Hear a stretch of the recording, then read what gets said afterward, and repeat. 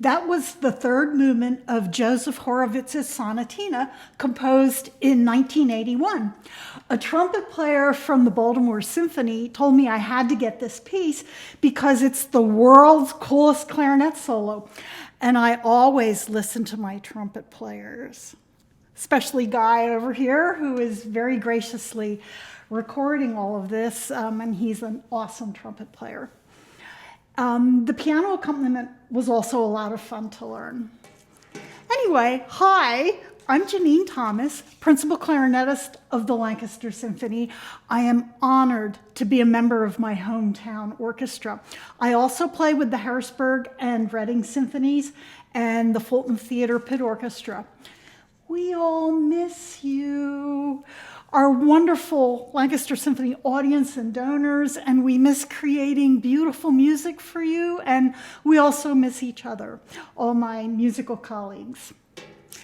And the solo you just heard was played on the licorice stick. That is an American slang term for the clarinet from the big band era in the 1930s. And I'm playing clarinet because of one of the leaders of the big band era, Benny Goodman, nicknamed the King of Swing in the 1930s. When my father was a young boy, he loved the sound of the clarinet and the way Benny Goodman played it. So that was the instrument he chose when he was young. And then when I was growing up in an elementary school, it was time to choose an instrument. Well, there were extra clarinets in the house. I actually knew since I was 5 years old, taking piano lessons, that I was going to be a musician. And my dad played clarinet all the way through his 80s. The moral of this part of the story is that if you choose to play an instrument for the band or orchestra or whatever, you can do it mostly all of your life for decades and decades. So, one of the possible questions that we were asked was, who was my inspiration? Well, of course, my father. I had a built-in teacher right there at home. The other major influence was the former principal oboist of the Lancaster Symphony, Jeff O'Donnell, who is no longer with us. But just to hear his sound, his tone, how he shaped his phrases, the music that poured out of his heart and soul, it was like I was getting a lesson every time I went to a rehearsal or concert on how to be a better musician. Another question was, what is the importance of the role of the clarinet in the orchestra, besides playing with everybody? Well, one of the things we have to do, is play important solos that the composers write. And all of the musicians in the orchestra, no matter what instrument they're playing, we have books that have all of the important orchestral solo excerpts in that. And we practice that for years and years and years, just because you never know when one of them is going to pop up. So when I'm getting ready, there's a solo coming up in the music, I feel like, whoopsie, it's approaching.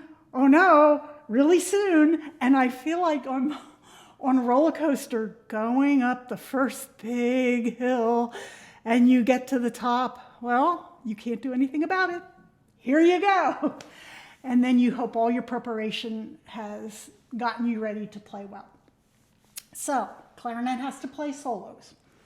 And sometimes composers write for the tutti, which means all of us, woodwinds. From high to low, there's the piccolo and the flutes, the oboes and the English horn, clarinets, bass clarinet, bassoons, contrabassoon, and they write for us as if we were a choir, but not like a vocal singing choir, because the timbre or the colors of each of the woodwind instruments is different. So a composer has to know what he wants to write really well for the combinations of the woodwind instruments.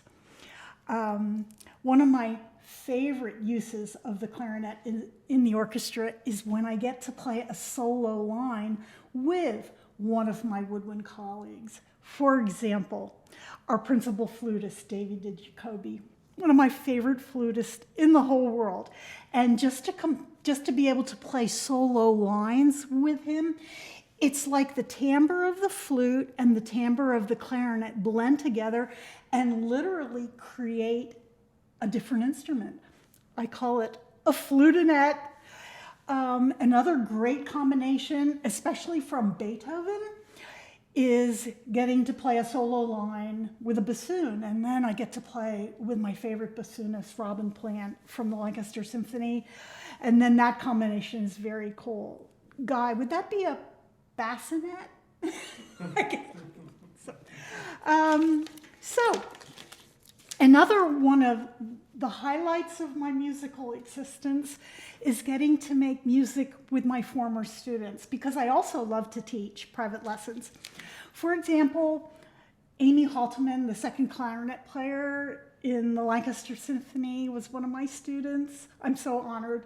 And at the Fulton Theatre, where I play in the pit orchestra, Rob Schwabach, I get to play saxophones with him. And finally, one of the questions was, do I have any hobbies? Oh yeah. First, I'm going to play a musical example.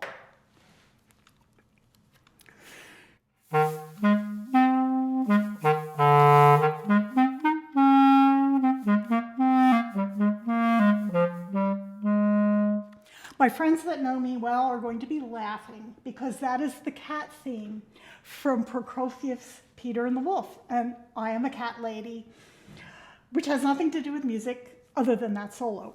So I travel for hours in the middle of the night feeding lots and lots and lots of cats at 11 different feeding stations. So if anyone here would like a cat or 10, just call me.